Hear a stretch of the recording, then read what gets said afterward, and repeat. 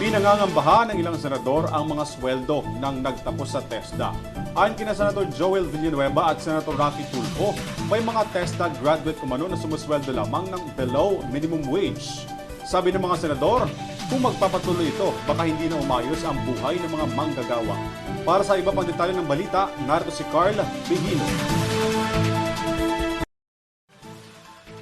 Idiniinin na Senator Joel Villanueva at Raffy Tulfo na walang sino mang empleyado, kabilang na ang mga nakapagtapos sa Technical Education and Skills Development Authority o TESDA ang dapat makatanggap ng below minimum na sahod. Inihayag nila ito sa naganap na hearing para sa 2024 proposed budget ng TESDA sa Senate Committee on Finance. Nadiskubre ng mga mamabata sa nasabing hearing na mahigit 8 mula sa 10 nakapagtapos sa TESDA ang may trabaho.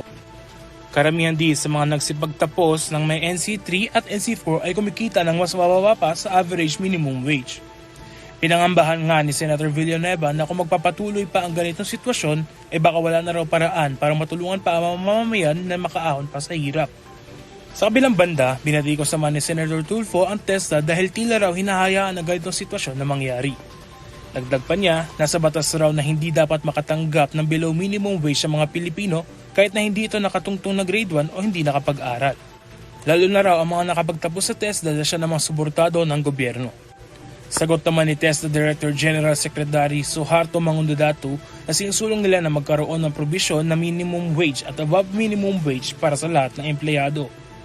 Para sa EuroTV News, Carl Bihino, sumasaludo sa bawat Pilipino.